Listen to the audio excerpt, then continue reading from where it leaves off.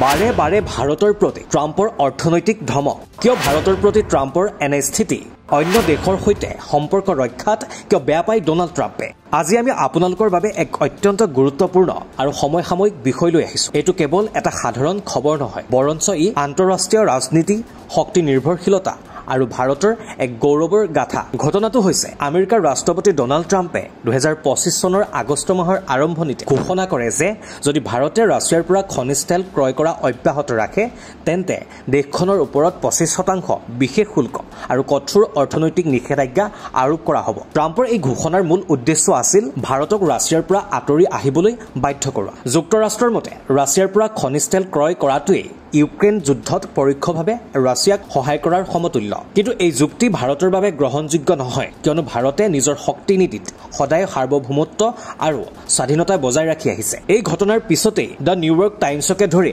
আমেৰিকাৰ বহু আগশাৰীৰ সংবাদ মাধ্যমত এই বুলি বাতৰি প্ৰকাশ পায় যে ভাৰত চৰকাৰৰ উচ্চস্তৰীয় সূত্ৰই স্পষ্টভাৱে জনাইছে ৰাছিয়াৰ পৰা তেল ক্ৰয় কৰাৰ ভাৰতৰ নীতি পূৰ্বৰ দৰে বাহাল থাকিব তাত কোনো ধৰণৰ পৰিৱৰ্তন অনা হোৱা নাই এই দৃঢ় মন্তব্যই বিশ্ববাসীক জনাই দিলে যে ভাৰতে কোনো ধৰণৰ বিদেশী চাপৰ ওপৰত নত নহয় আৰু বিদেশী শক্তিৰ চাপ স্বীকাৰ নকৰে চৰকাৰী সূত্ৰই লগতে কয় এইটো এক দীৰ্ঘম্যাদী বাণিজ্যিক চুক্তি যেটো একেদিনাই বন্ধ কৰাৰ কথাই নাহে কিছুমান কোম্পানীয়ে হয়তো সাময়িকভাৱে ৰাছিয়াৰ পৰা তেল ক্ৰয় স্থগিত ৰাখিছে কিন্তু সেয়া চৰকাৰী নীতিৰ অংশ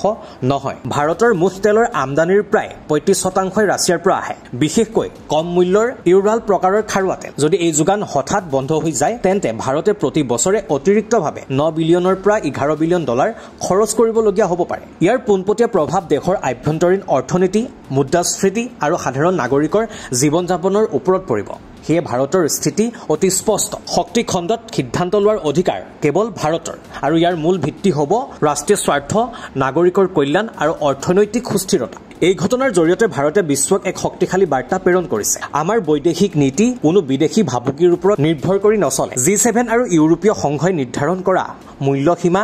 মানি ৰাছিয়াৰ পৰা তেল ক্ৰয় কৰাটো আইনসন্মত আৰু ভাৰতে এই নীতি মানিহে আগবাঢ়িছে উল্লেখযোগ্য বিষয়টো হ'ল ভাৰতৰ এই সিদ্ধান্ত কেৱল ৰাজনৈতিক দৃঢ়তাৰ প্ৰতীক নহয় বৰঞ্চ ই এক সুপৰিকল্পিত অৰ্থনৈতিক পদক্ষেপ আজিৰ বিশ্ব ৰাজনীতিত যদি কেৱল মুনাফাৰ বাবে সিদ্ধান্ত লোৱা হয় তেন্তে জনসাধাৰণৰ কল্যাণ নিশ্চিতভাৱে ক্ষতিগ্ৰস্ত হ'ব ভাৰত এই ক্ষেত্ৰত এক ব্যতিক্ৰম যাৰ একমাত্ৰ লক্ষ্য হৈছে দেশৰ জনতাৰ স্বাৰ্থ সুৰক্ষিত কৰা গতিকে ইয়াতকৈ গৌৰৱৰ কথা আৰু কি হ'ব কোনো ভাবুকিৰ ওপৰত নত নোহোৱা আত্মনিৰ্ভৰশীলভাৱে সিদ্ধান্ত গ্ৰহণ কৰা আৰু আন্তঃৰাষ্ট্ৰীয় মঞ্চত এক দৃষ্টান্ত স্থাপন কৰা এই পদক্ষেপে ভাৰতক বিশ্বৰ সন্মুখত শক্তিশালী ৰূপত প্ৰতিষ্ঠা কৰিছে আপোনাৰ মতে এই সিদ্ধান্তটো বাস্তৱিকতে কিমান যুক্তিসংগত আপোনাৰ মতে ভাৰতে ৰাছিয়াৰ পৰা তেল ক্ৰয় অব্যাহত ৰখাটো উচিত নে অনুচিত আমেৰিকাৰ চাপত ক্ষীণত কৰি অন্য বিকল্পৰ সন্ধান কৰা উচিত নেকি ভাৰত আপোনাৰ মতামত তলৰ কমেন্ট বক্সত কমেন্ট কৰি জনাওক